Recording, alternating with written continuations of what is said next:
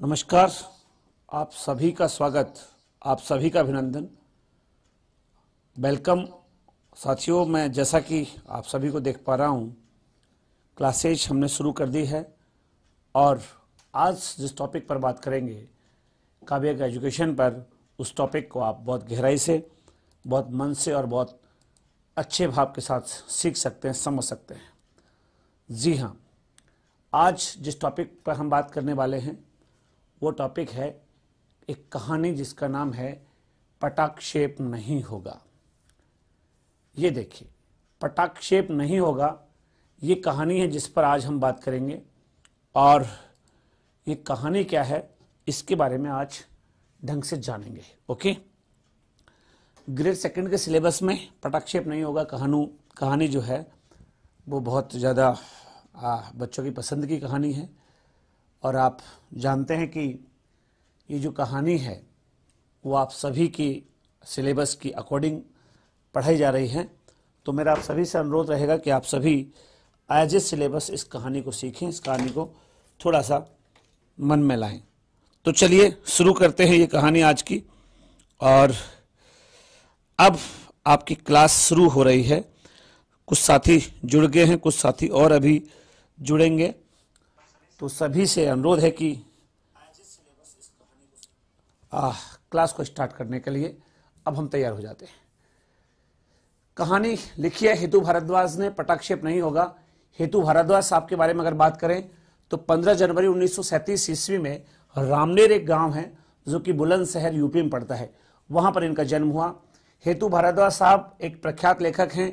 आप सभी जानते हैं कि इन्होंने राजस्थान में अपनी कर्मभूमि जो है देखी और राजस्थान विश्वविद्यालय से इन्होंने, आपको पता है, 1960 में जैसे ही एमए किया, बाद में ये शिक्षा विभाग में रहे, कॉलेज शिक्षा में रहे और 1981 में उन्होंने पीएचडी भी किया है राजस्थान यूनिवर्सिटी से ही। वर्तमान में अगर हम इनके शिक्षक प्रदेश को देखें तो सीकर में जो नीम का थाना कॉलेज है, गवर्नमेंट कॉलेज, वहाँ से प्रिंसिपल पद पर रिटायर हुए थे।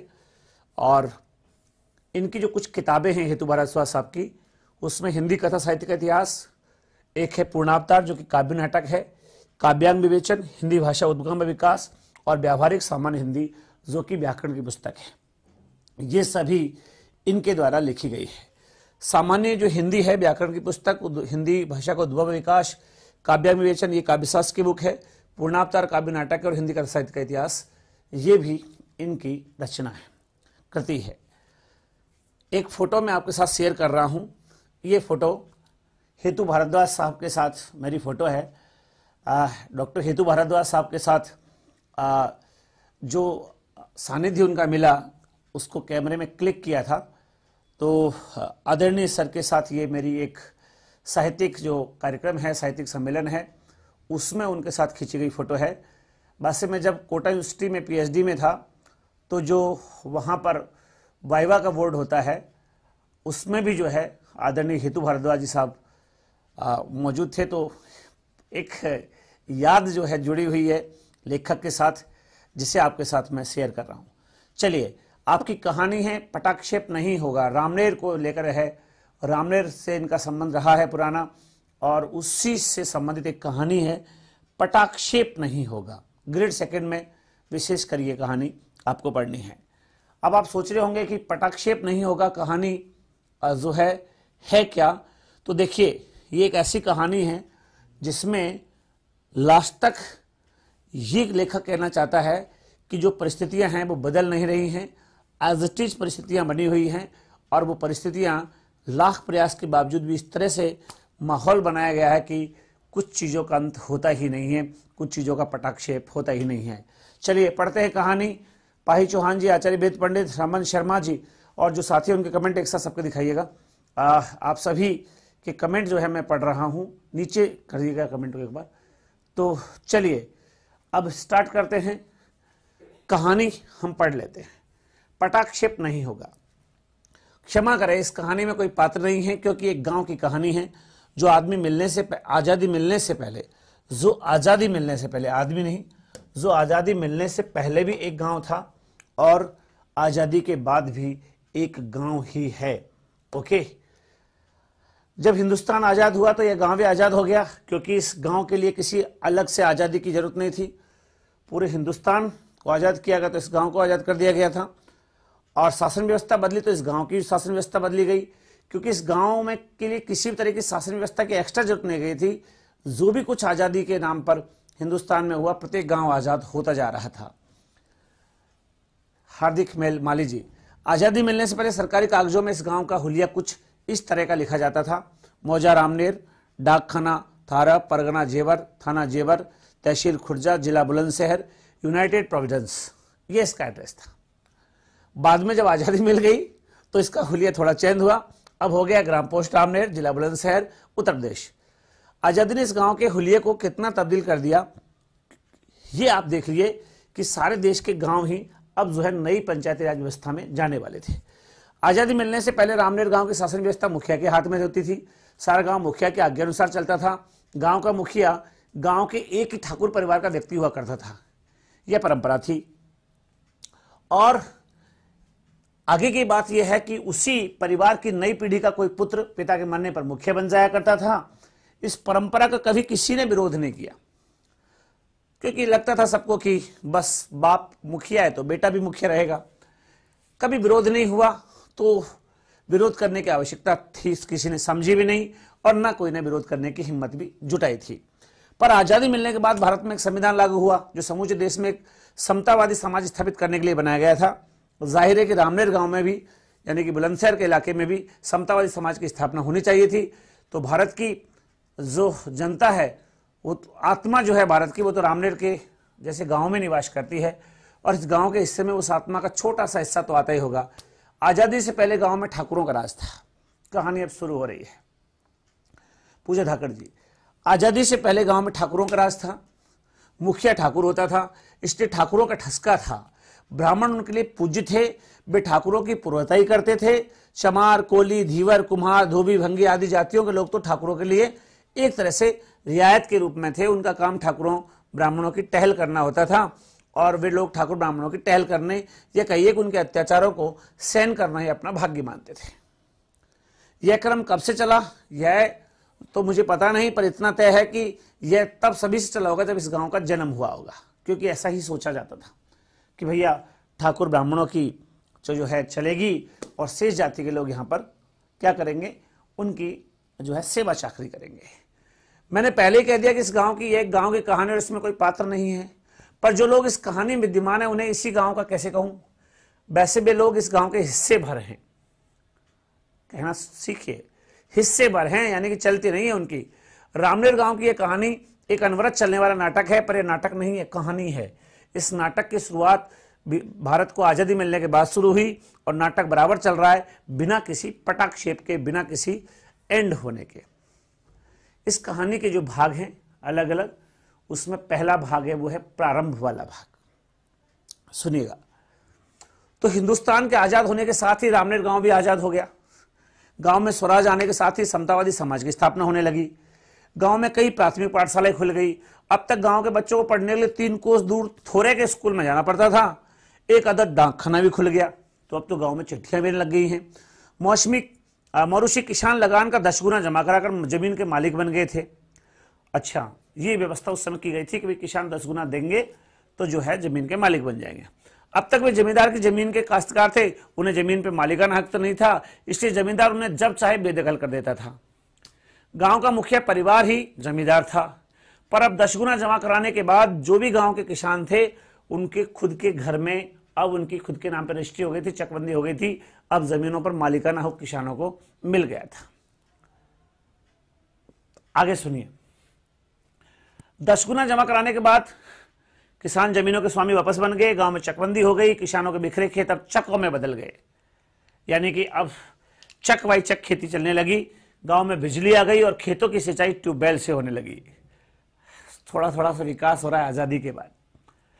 इस सबके साथ ही गांव में प्रजातंत्र भी आ गया, क्योंकि लोगों को तो वोट देने का अधिकार मिल गया था। अब दिल्ली और लखनऊ तक की सत्ताओं को चुनने में इस गांव के लोगों की भागीदारी होने लगी। सबसे बड़ी बात तो यह है कि गांव की सारी समस्याओं को सुलझाने और गांव का सम्यक विकास करने के लिए ग्राम पंचायत और न्याय पंचायत की स्थापना हो गई। इनका निर्माण भी चुनावों द्वारा होने लगा। समतावादी समाज की स्थापना की दिशा में गांव निरंतर बढ़ने लगा था। आजादी मिलने के बाद जब पहली बार ग्राम पंचायत का चुनाव हुआ तो लोगों की समझ में कुछ भी नहीं आया, पर रामनेर का मुखिया इस सारे बदलाव को समझ रहा था। उसको पता था कि मामला कुछ और होगा। ग्राम पंचायत के चुनाव से पहले उसने गांव के सभी प्रभावशाली लोगों को इकट्ठा किया, सबके सामने सवाल रख दिया, भाइयों बोलो तुम लोग अपना प्रधान किससे चुनना चाहते हो? मेरी तो तुम लोगों से एक ही अर्ज है कि प्रधान और चुनाव, सरपंचों का चुनाव तो मिलजुल कर लेंगे, लेकिन गांव में माहौल खराब नहीं होना चाहिए। सभी में सन्नाटा छा गया। इस सवाल का जवाब लेकर गांव वाले मुखिया के पास गए थे, नहीं आए थे। उनके लिए तो यही था कि ये हो क्या रहा है। फिर भी मुखिया के हमउम्र और मुंह लगे दोस्त सुमेरा पंडित ने मौन तोड़ा।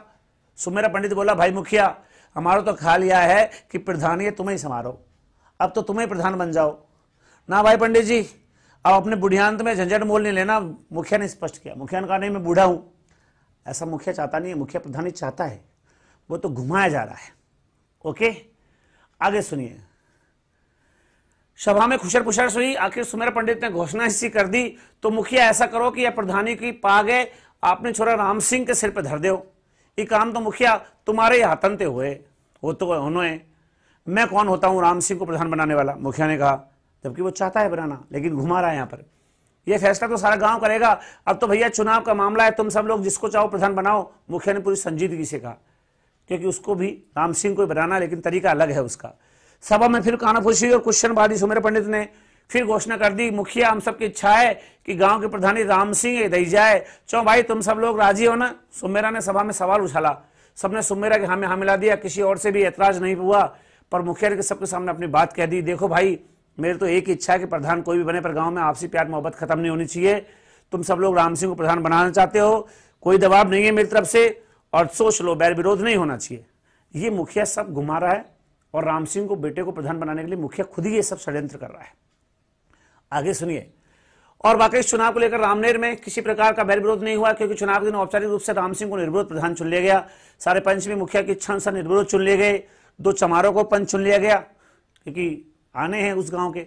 समतावादी समाज के निर्माण की दिशा में क्रांतिकारी कदम हुआ, पर पंचायत में बहुमत तो ठाकुर ब्राह्मणों का ही रह गया। रामनेर की सत्ता भले ही प्रजातांत्रिक हो गई थी, लेकिन अभी भी वो राम सिंह के हाथ में आ गई थी, क्योंकि मुखिया बुजुर्ग हो चुके थे। मुखिया ने गांव के लोगों को बताया कि जिला स्तर पर निर्विरोध चुनाव होने के कारण उनके गांव की बहुत प्रशंसा हुई है। गांव का नाम पंडित नेहरू तक पहुंचा है। इस बात से रामनेर के लोग खुश हुए कि देखो हमने निर्विरोध चुनाव करवाया, औरों में तो जो है चुनाव के लिए बहुत सारे प्रपंच हुए थे। अगला जो इसका पार्ट है वो है प्रयत्न। रामनेर की गांव की आबादी में विचित्र किस्म का समीकरण था। ठाकुरों और ब्राह्मणों की आबादी बराबर थी, लेकिन चमारों की आबादी ब्राह्मण ठाकुरों की आबादी से ज्यादा थी। एक घर कोलियों का, 2 घर भाटों के, 1 घर नटका था, 1 घर भंगी का था। पर इन सारी जातियों की आबादी भी ठाकुर ब्राह्मणों को मिला दी जाए तो चमार ही ज्यादा होंगे। इसलिए प्रजातांत्रिक हिसाब से देखा जाए तो चमारों की वोट शक्ति गांव में ज्यादा थी। इस तथ्य की और चमारों का ध्यान नहीं था, क्योंकि ठाकुर ब्राह्मणों के सामने उनकी हैसियत टहलुआ से अधिक नहीं थी। भले ही चमारों के पास न जमीन कमी थी, न उनकी आर्थिक स्थिति की कोई कमजोरी थी, लेकिन उनका लेवल अच्छा नहीं माना जाता था। गांव में प्राइमरी स्कूल खुल गया। इमारत के नाम पर पंचायत की कच्ची ईंटों की कोठरी बनवा दी, यानी भ्रष्टाचार शुरू हो गया।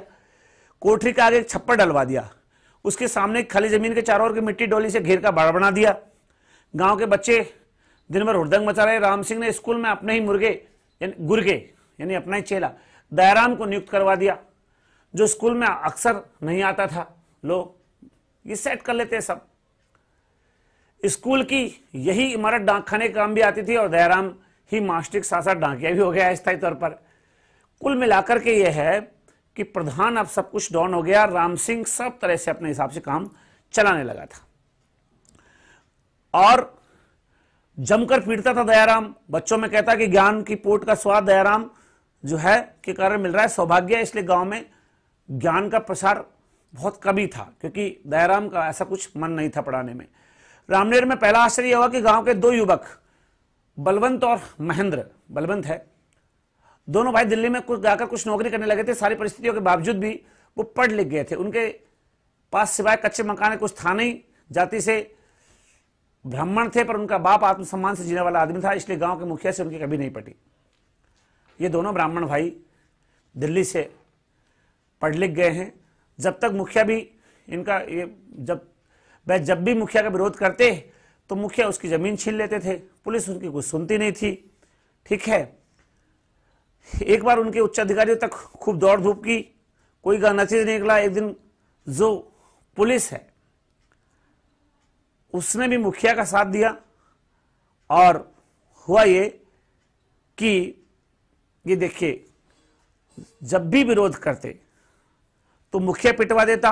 एक दिन उनकी लाश गांव से थोड़ी दूर बहने वाली नहर की पटरी पर मिल रही तो चर्चा यह रही कि विदिशा मैदान के लिए गया था, उसका हार्ट अटैक हो गया। यानी कि जो दोनों भाई है बलवंत और महेंद्र, उनके पिता जो है, उनका बाप, उनके बाप को मरवा दिया किसने? प्रधान ने, और कह दिया कि साहब ये तो नदी के उधर कहीं गया होगा, हार्ट अटैक हो गया। सब जानते थे कि मुखिया ने मरवाया है बलवंत और बलबीर और महेंद्र के बाप को, लेकिन कोई सपोर्ट करने वाला नहीं था। बलबीर और महेंद्र अनाथ हो गए।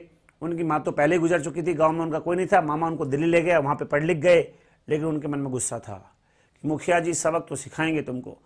इसलिए इन्होंने सीधी सीधी बात यह कि मुखिया के खिलाफ जाकर के चमारों का साथ देना शुरू किया, क्योंकि वोट किसके पास ज्यादा थे?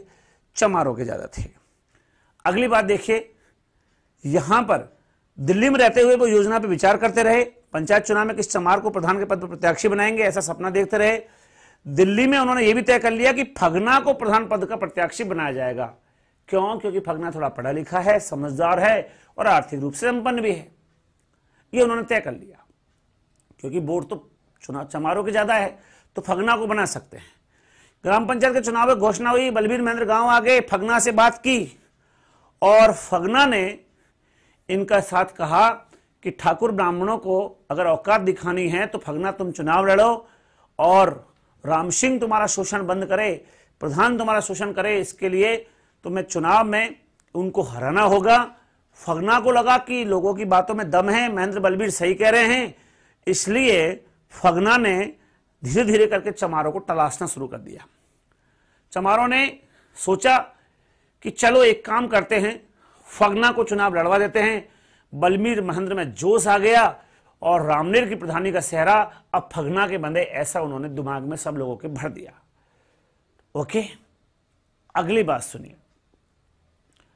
अगली कहानी यह है कि जब मुखिया और ब्राह्मण ठाकुरों को इस योजना का पता लगा तो बलबीर और महेंद्र पे बहुत गुस्सा आया उनको। मुखिया ने उन दोनों को बुलाया, कहा देखो तुम है ना ऐसे बुरा काम मत करो। प्रेम से समझाया, नहीं समझे प्रेम से तो फिर दादागिरी पे आएंगे। बलबीर ने कहा देखो हम लोग तो गांव में चेतना जगाना चाहते हैं कि लोग अपने हक की लड़ाई के लिए लड़े, ऐसा बलबीर ने रिव्यू का कहा।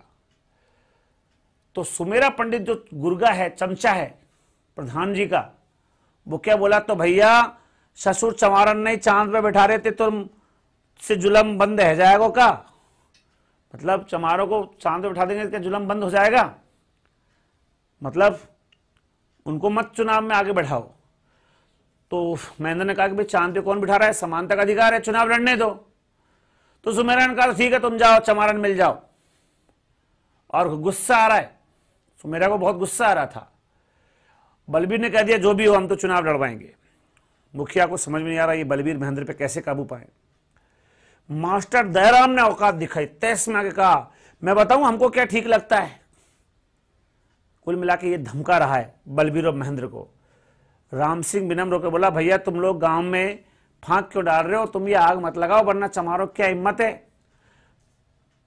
महेंद्र बोला हम लोग हिम्मत तो जगाने आए हैं दिल्ली से कि आप लोगों के अन्याय का मुंह तोड़ के जवाब दे सकें, इसीलिए तो आए हैं। पर यहां पे राम सिंह ने कहा इसकी जरूरत क्या है, तुम लोग हमारे ही तो हो। राम सिंह ने उनको बहुत बहलाया फुसलाया, है ना, तुम बोलो कोई काम बताओ, एक आध प्लॉट दे दूं। पर दोनों भाइयों ने कह दिया हमने तुमसे कुछ नहीं चाहते। दोनों ने टका भर सा जवाब दे दिया। इसके बाद राम सिंह की बात खत्म हुई तो दयाराम बोला तो हम भी देखते हैं तो गांव में कैसे रहते हो। दयाराम ने धमकी दे दी। मुखिया और राम सिंह ने समझाया, लेकिन लास्ट में ये हुआ दोनों ने धमकियों से न डरे न लालच में फंसे दोनों भाई। अंत में मुखिया ने गंभीर होकर कह दिया भाई तुम लोग हमारी बात मान जाओ, अच्छा है, वरना सुन लो चुनाव तो राम सिंह ही जीतेगा, यानी हम बदमाशी कर जाएंगे। ओके, फिर बाबा हमसे बात ही क्यों करते हो? महेंद्र ने जैसे राम सिंह से पूछा। या लाइया इसलिए कि तुम बामन के बेटा हो, और नहीं तो तुम जैसे टका में 50 मिले, पृथ्वी सिंह ने चीख के कहा। यानी कि तुमको ब्राह्मण समझ के माफ कर रहे हैं। ये सब बहला फुसला करके उनको चुप करने की कोशिश की जाए ताकि चमारों का राज्य नहीं आ जाए, चमार जीत नहीं जाए। यह तो चुनाव का नतीजा बताएगा। महल बलबीर ने कहा। बन्नी ठाकुर बिफर पड़ा। तो लिख ले मामा, प्रधान तो गांव को राम सिंह ही बनेगो, तुम पे बने सो कर लीजो। हम तो अपने मान के तुमको समझा रहे, पर ससुर पिन पे नहीं कर रहे हैं। 4 अंक का पढ़ लिए, कलेक्टर है समझने लग गए। धमकी दे दी। 4 अंक क्या पढ़ लिए, कलेक्टर समझ रहे हो बलबीर प्रधान महेंद्र अपने आप को? प्रधान जी चुनाव का नतीजा क्या होगा हम देखेंगे। ये सब कह के चले गए, वो उठ के चले गए। इस घटना से फगना जैसे चमारों में बलबीर और महेंद्र प्रति सम्मान आया। ठीक है, राम सिंह की उम्मीदवारी ब्राह्मण ठाकुर करेंगे ही। काम सब कुछ चलने लगा। चमारों में अब 2 वर्ग थे। एक वर्ग वो जिनके पास कम पैसा था, एक वर्ग वो जो आर्थिक संपन्न थे। फगना संपन्न था। ठाकुर जो है ब्राह्मणों के क्या था कि चमार काश्तकारी करते थे, तो चमारों को अब ठाकुरों ने समझाना शुरू कर, देखो अगर वोट तुमने फगना को दिया तो ध्यान रखना, हम लोग फिर तुम्हारे को काश्तकारी नहीं देंगे। जो भी हो, ठाकुर ब्राह्मणों ने जब राम सिंह को वोट नहीं देने पे घास खोदने तक के लिए, खेतों में नहीं घुसने के लिए बात कह दी कि अब तो तुमको चमारों को घास भी नहीं खोदने देंगे, तो बेचारे डर गए। और ये लोग बोले, चमार मुखिया जी हम तो तुम्हें लोगों की दही रोटी खाएं, पर हमें रहना तो चमारन में ही है। मतलब हम फगना को वोट देना चाहते हैं, हम वोट तो प्रधान जी दे देंगे, पर हमें चुप ही रहने दो। ये लोग गेम खेल गए। यहां पर चमारों का जो कम पैसे वाला गुट था, सक्षम गुट नहीं था, वो गेम खेल गया। वो कहने लग गया कि साहब कोई बात नहीं, वोट तो मुखिया को देंगे। मुखिया ने कहा ठीक है, हमको तुम्हारे वोटों से मतलब है, चमारों के साथ खूब रहो। अब देखिए मुखिया जी, हम तुम निष्खतर रहो, मतलब बिना टेंशन, कोई दगा नहीं होएगा। बदले में कहा वाकई इस वर्ग के लोग दिखावे में फगना के साथ रहे। बीच बीच में हरियाण जरूर है, इस लोगों को मजाक को रह देता, कहीं धोखो मत दे जाइयो, ससुरो जात को सवाल है। लेकिन फिर भी चमारों ने धोखा दिया। आगे पढ़ेंगे हम। आखिर हुआ ये कि चुनाव का दिन आ गया। चमारों में जोश था। बलबीर महेंद्र उनके हीरो थे।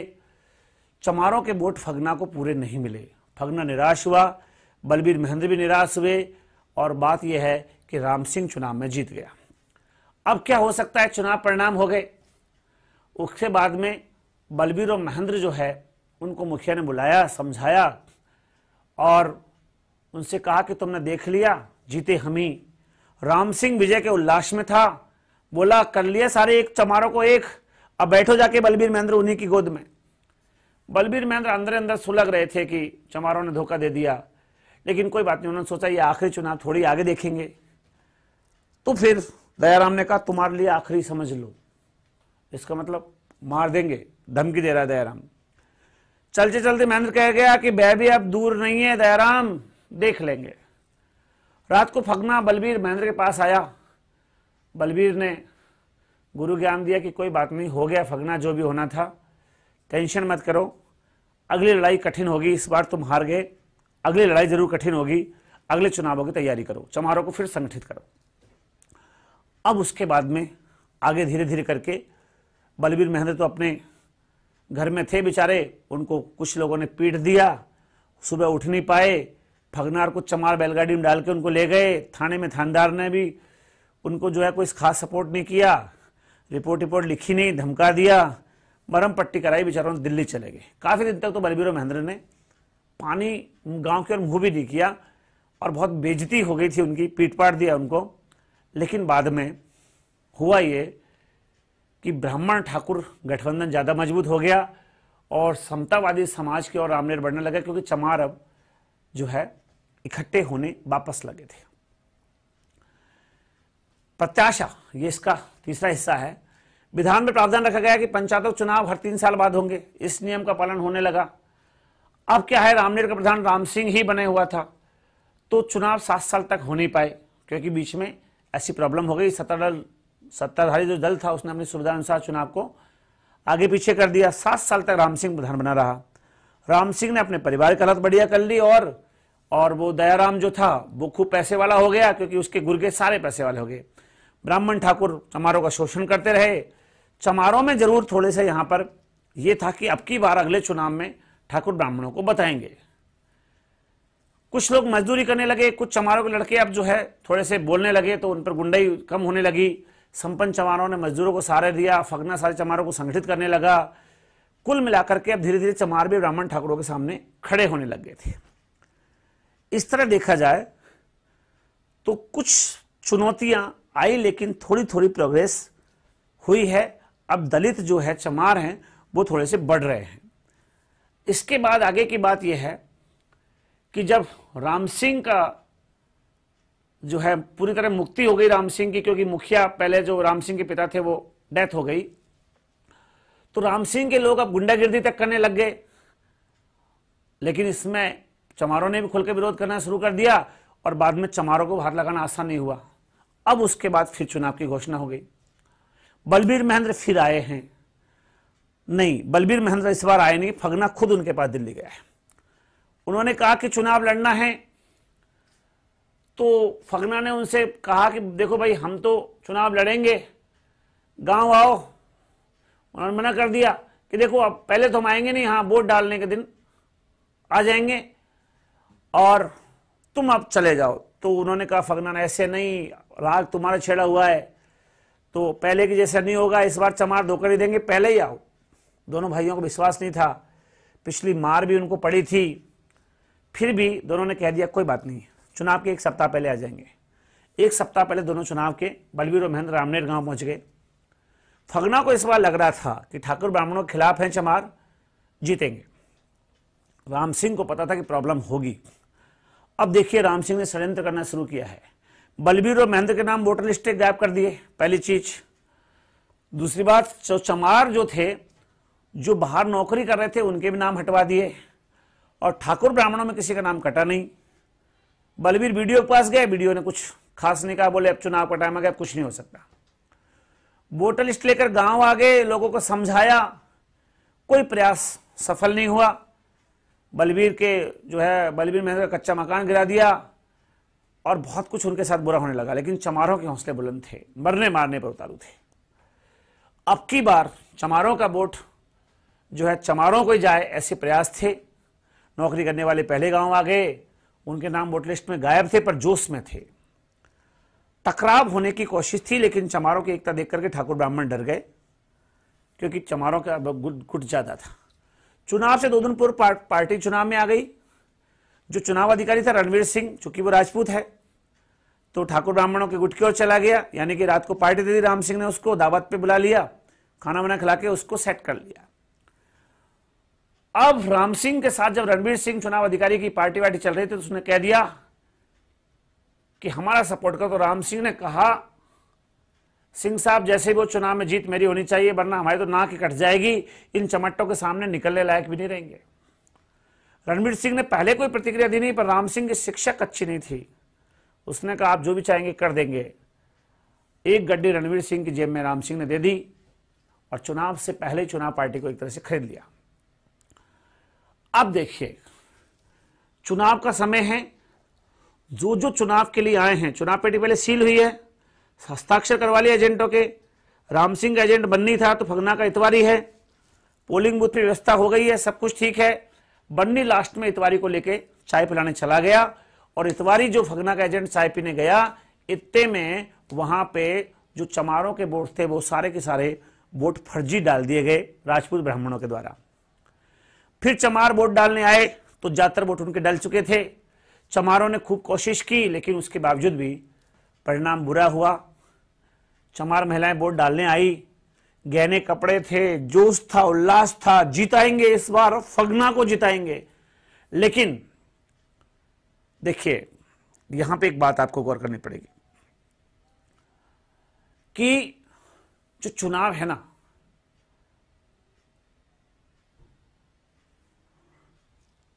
उसमें जीतने की स्थिति में एक एक करके पोलिंग स्टेशन पर आए हैं, महिलाएं भी आई हैं, किसी ने झुमकी पहनी है, किसी ने क्या, सब कुछ पूरी व्यवस्था है, लेकिन वोटर लिस्ट में नाम नहीं है। और अंत में ये हुआ कि फर्जी वोट डलवा दिए, लेकिन रणवीर सिंह उनको ही धमकी देने लगा, चुनाव अधिकारी, कि तुमको मैं ये करवा दूंगा, ये करवा दूंगा, तुम यहाँ मेरे काम में दाखिल करोगे तो मैं तुम्हें थाने में बंद करवा दूंगा। और कुल मिलाकर के है फगना नरम होकर के कहा कि रणवीर सिंह जी, सरासर अन्याय है कि आप सब औरतों के वोट पहले गिरवा गए, तुम्हारे एजेंट ने ध्यान नहीं दिया तो मैं क्या करूं। फगना को ऐसे उन्होंने बोल दिया चुनाव अधिकारी ने। और लास्ट में ये हुआ कि बेईमानी वहां पर होने लगी थी, कुछ नहीं हो सकता था। चमार का एक युवक तैश में बोला, देखो भैया हमारे लिए तो राम सिंह को फगना दोनों बराबर है। किसी ने ऐतराज नहीं किया, सब कुछ बात हो गई, दोनों वोटों में अंतर नहीं के बराबर हो गया और चुनाव में गड़बड़ी हुई तो अदालत में चले जाना। अब सारे ठाकुर ब्राह्मण चुप थे क्योंकि उनके तो वोट पड़ चुके थे, चिल्लाए तो कौन चमार। मतगणना हो गई, कुल मिलाकर के इस बार भी चमार हार गए। लोगों ने कहा तू हार गया फगना, कोर्ट में जा। रामनेर का प्रधान फिर राम सिंह घोषित हो गया और उसने फगना को बहुत नजदीक से 100 के लगभग वोटों से हरा दिया। लास्ट पार्ट इसका नियतार्थ थी। लोगों की सराहना पर फगना ने चुनाव में धांधली खिलाफ मुकदमा दर्ज कराया, उसमें फैसलों में बहुत देर लग गई। ठाकुर ब्राह्मणों की साठगांठ मजबूत होती गई, जातिगत समीकरण बढ़ते गए। फगना ने धीरे धीरे चमारों को, हरिजन नेताओं को सब पर अपनी पहच बना ली, दिल्ली विल्ली जाने लगा, बाहर जाकर के सबको अपना गुट बनाने लगा। राम सिंह भी सवर्णों का गुट बनाने लगा, मंत्रियों के बीच बैठने लगा। अब मामला धीरे धीरे बढ़ता जा रहा है और लास्ट में देखिए रामनेर का युद्ध साधारण युद्ध नहीं रह गया था। अब की बार मामला कुछ और होना है, अगले चुनाव की तैयारी है। प्राइमरी स्कूल की जो इमारत है, पक्के कमरे बन गए, दयाराम हेडमास्टर हो गया, अध्यापक आ गए, उसके साथ राम सिंह जो है अभी भी बना हुआ है, डाकखाना है ही। कुल मिला के अब रामनेर बहुत विकसित हो गया है। ग्राम पंचायत का चुनाव फिर आ गया। राम सिंह जानता था कि इस बार चुनाव जीतना बिल्कुल मुश्किल है, इसलिए राम सिंह ने इस बार नई पीढ़ी के सत्ता लोलुपता को ध्यान में रखते हुए सोच लिया था कि इस बार चुनाव कैसे जीतें, कुछ करना पड़ेगा। इसलिए राम सिंह ने एक गेम खेला। राम सिंह ने क्या किया, यहां पे राम सिंह ने कहा कि देखो भैया मैं तो चाहता नहीं चुनाव लड़ना, ऐसे करो तुम चमारों में कोई चुनाव लड़ लो। ये राम सिंह गेम खेल रहा है। और ये हुआ कि बताओ भाई किसको लगाएं, और लास्ट में ये हुआ तो चन्नी यहां पर गेम खेल रहा है। चन्नी क्या कह रहा है, अजीत तो अपने बेटा नाहर सिंह को प्रधानी के चुनाव में ठाड़ो कर दो, जोश में कह रहा है चन्नी। पर बात तो एक ही हुई, चमार भला नाहर सिंह के नाम पर कैसे राजी होंगे? क्यों? क्योंकि नाहर सिंह कौन है? नाहर सिंह है राम सिंह का बेटा। और राम सिंह क्या चाह रहा है? राम सिंह चाह रहा है कि जैसे मेरे पिता केसरी सिंह के टाइम जो है मुझे मुखिया जी ने, मतलब केसरी सिंह ने मुझे राम सिंह को बनाया, ऐसे ही मैं अपने बेटे नाहर सिंह को बना करके आगे मुखिया के पोस्ट पर हम ही रहें, प्रधान हम ही रहें, पंचायती राज व्यवस्था में भी हम ही आगे रहें, रामनेर गांव के मुखिया हम ही रहें। इसलिए राम सिंह ने गेम खेला है। अब राम सिंह चाहता है कि नाहर सिंह बने, पर वो कह रहा है, पर बात तो एक ही हुई, चमार वाला नाहर सिंह के नाम पे कैसे राजी होंगे? तो दूसरा क्या कह रहा है, मत हो, हम कोई और रास्ता देखेंगे, अब इन चमारन से डरने से कोई काम नहीं होएगा। और लाल बोला चुनाव में नारे ही ठाड़ो करो, चमारन से डरना नहीं है, नारे ही खड़ो करना है। ऐसा कौन कह रहा है? हल्लाल। मुझे तो कोई ऐतराज नहीं, पर देखना यह है कि चुनाव में जीता कैसे जाए, हारने के लिए चुनाव नहीं लड़ना है। राम सिंह ने चिंता जाहिर करी, उसको पता है अगर चमारों के सब वोट एक जगह हो गए तो दिक्कत होने वाली है।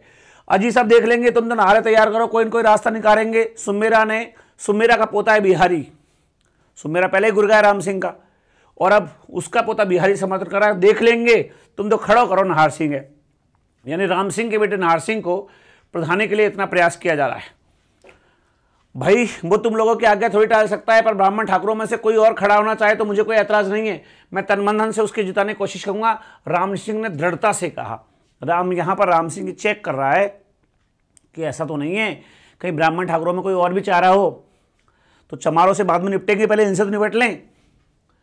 पर सभी ने एक बार से स्वीकार किया कि नाहर सिंह को प्रधान पद का प्रत्याशी बना दिया जाए, पर इस बात को एकदम गोपनीय रखा जाए और नई रणनीति अपनाई जाए, चमारों को इसकी भनक भी नहीं पड़े। और हुआ भी यही, राम सिंह का बेटा नाहर सिंह चुनाव लड़ेगा, ये घोषणा मन मन में हो गई है सबके। लेकिन बात क्लियर है कि किसी को बताना नहीं है, चमारों को पता नहीं चलना चाहिए। क्यों?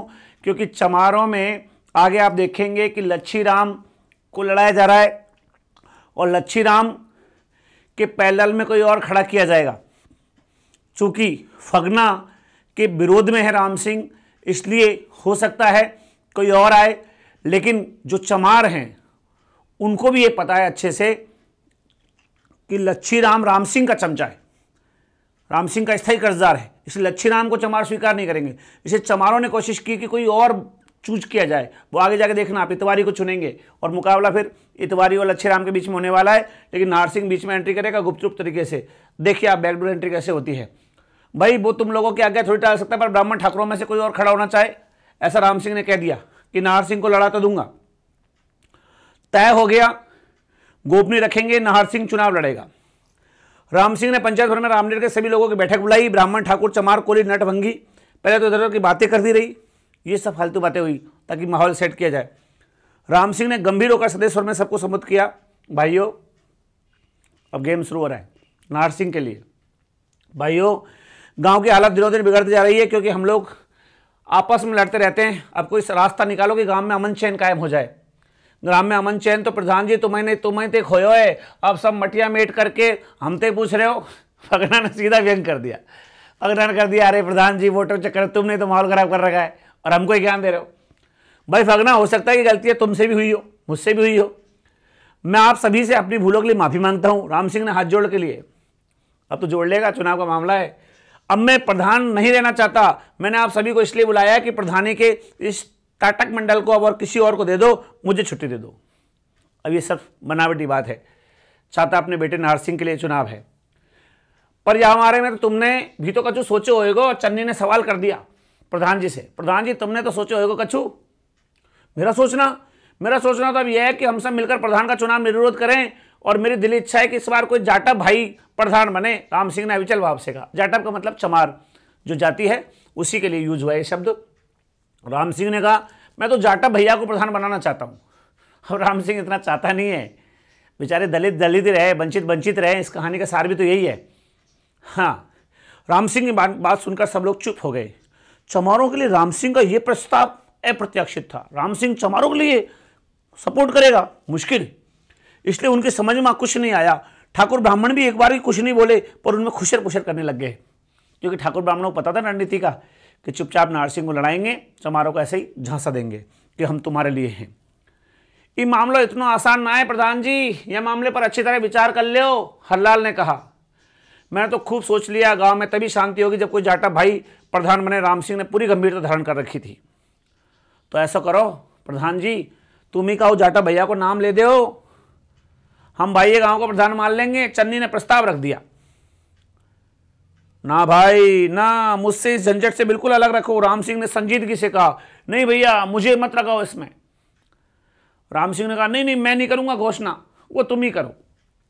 कुल मिला के ये है कि ये सब एक तरह से गेम खेला जा रहा है, ताकि राम सिंह को चुपचाप तरीके से नाहर सिंह को जिताना है, और वो जाटवों को अपने विश्वास में ले रहा है। लास्ट में आपको पता ही है जो भी कहानी बनेगी, पक्षी यहाँ पर ठाकुर ब्राह्मण एक साथ हैं, चमारों में फूट पाड़ करके और चमारों में से ही कुछ वोट बांट करके और चुनाव जीतने की कोशिश यहाँ पे राम सिंह के द्वारा की जा रही है। चलिए इसके बाद अब बढ़ते हैं अगली बात पर, और अगली बात अब सुनिएगा। चन्नी ने कहा, ऐसा करो तुमको जाटा भैया को प्रधान बना दो। उन्होंने कहा बिल्कुल। राम सिंह ने कहा कि गांव को कोई प्रधान बनेगा तो हमें कोई दिक्कत ना है। चमारन में थे। फगना को लग नहीं रहा, ये हो क्या रहा है यार, मैं मेरा नाम ले नहीं रहे, चमारों की बात कर रहे लेकिन चमारों मेरा नाम तो ले नहीं रहे। और लास्ट में जब सब कुछ गेम हो गया, चाल में चल लिया, तो लास्ट में राम सिंह ने कहा कि तुम लोग सब रजाबंदी दोगे तो मैं किसी चमार का नाम बताऊं। और लास्ट में हुआ ये कि बिहारी लाल बोला कि ले दो कोई प्रधान का एक भैया को नाम, धर दो का के सिर पे प्रधानी को पाग, राम सिंह जी। तो फिर राम सिंह ने गला साफ किया, फिर कहा कि देखो भैया फगना तो कोई ऐतराज तो नहीं है, मैं न कोई को नाम ले दूं तो। और लास्ट में राम सिंह को पता था कि मेरा चमचा है लच्छी राम, इसलिए राम सिंह ने कहा तो लच्छी राम को प्रधान के लिए मैं नामजद करता हूं। लोगों ने सपोर्ट कर दिया। लच्छीराम उनका चमचा था ही, चमारों के दो गुट हो गए, लच्छीराम और फगना, ठीक है। और लास्ट में आप सब देखेंगे कि चमारों की हजामत बनाकर ठाकुरों की मजदूरी करने वाला जो लच्छीराम है वो राम सिंह का स्थायी कर्जदार है। लच्छीराम को बैला फुसला दिया है, देख लच्छी, हमने गांव का प्रधान तुझे बनाया है, सुन चमार विरोध कर रहे हैं पर तू उनसे डर कर बैठना मत। क्यों? क्योंकि अगर लच्छीराम बैठ गया ना तो फगना जीत जाएगा, इसलिए। और लास्ट में क्या हुआ वो आप सुनिएगा। लास्ट में साथियों हुआ क्या है, लच्छीराम के अंदर महत्वाकांक्षा जगा दी और फिर चुपचाप राम सिंह जो है, राम सिंह ने जब, ये देखो यहां पे एक लाइन है, पहले चमारों लच्छीराम को समझाया कि प्रधान बनने का सपना छोड़ दे। राम सिंह उसे कहीं नहीं छोड़ेगा, पर लच्छीराम तो अपने आप को प्रधान समझ लगा था। लच्छीराम ने उसको नशरा दिया, हवा मोड़ने लगा। राम सिंह उसे बुलाकर आश्वस्त कर देता था, फगना वगैरह उसका प्रधान बनना कतई गंवारा नहीं था। इसलिए दूसरा काम उन्होंने यह किया कि इतवारी को अपना उम्मीदवार घोषित कर दिया। लो, भूमिहीन मजदूर किसान लच्छीराम का समर्थन कर रहे थे, संख्या इनकी कम थी, और जो आर्थिक आधार पर सक्षम, जो कमजोर थे, उनकी आवाज में दम भी नहीं था। चुनाव से पहले चमार दो गुटों में बट गए। लच्छीराम चुनाव मैदान से हटने को तैयार नहीं है, राम सिंह ने उसको उकसा रखा है। और चुनाव से पहले नामांकन हुआ तो लच्छीराम और इतवारी ने पर्चे भर दिए। राम सिंह ने चुपके से अपने बेटे नाहर सिंह का पर्चा भरवा दिया। अब राम सिंह चाहता है कि नाहर सिंह प्रधान बने, लेकिन राम सिंह नाटक करेगा, और नाटक करेगा तो राम सिंह ये कहेगा कि नहीं भैया, मैं तो तुम चमारों को बनवाना चाहता हूं। इसलिए फगना को तो चाह नहीं रहा, क्योंकि फगना तो बन जाएगा, नाहर सिंह कमजोर पड़ जाएगा। इसलिए फगना की बजाय इतवारी और लच्छीराम को भिड़ा दिया है, और चुपचाप अपने बेटे नाहर सिंह का पर्चा राम सिंह ने भरवा दिया। अब 3 लोग हो गए, इतवारी, नाहर सिंह, लच्छीराम। लास्ट में यह हुआ कि यहां पर चुनाव परिणाम जो आए उसमें बात यही रही कि लास्ट में नाहर सिंह चुनाव जीत गया। इस तरह चमारों के गुटों को, तो चमारों के ग्रुप को तोड़ करके, गुट को तोड़ करके, और राम सिंह ने, जैसे राम सिंह के बाप केसरी सिंह ने, मुखिया ने, केसरी सिंह जो मुखिया था, उसने आजादी से पहले चुनाव रखा, मतलब अपने साथ रखी सत्ता। आजादी के बाद वो निर्विरोध चुनाव हुआ। केसरी सिंह ने राम सिंह को बनवा दिया तरीके से, और राम सिंह ने अपने बेटे किसको, नाहर सिंह को बनवा दिया। तो केसरी सिंह आजादी से पहले रामनेर का मुखिया था, आजादी के बाद उसका बेटा राम सिंह 3 बार रह लिया, और अब नाहर सिंह जो राम सिंह का पुत्र है वो प्रधान हो गया। यह सिलसिला खत्म नहीं हुआ, इस नाटक का कभी पटाक्षेप नहीं होगा। तो बताइए ये समाज कैसे बदलेगा? ये एक कहानी थी, आप इस कहानी को खूब पढ़ते हैं, पटाक्षेप नहीं होगा। हेतु भारद्वाज साहब ने कहानी लिखी, और एक शानदार कहानी है जो ये बताती है कि किस तरह दलित लोग दलित ही रह जाते हैं, और किस तरह बाहुबली लोग, आर्थिक रूप से संपन्न लोग उनका शोषण करते हैं, उनको पागल बनाते हैं। तो चलिए, आज की क्लास पूरी हुई, दीजिए मुझे इजाजत। बहुत धन्यवाद आप सभी का, आप पधारे क्लास में। कल आपसे फिर मुलाकात होगी, तब तक के लिए शुक्रिया, थैंक यू।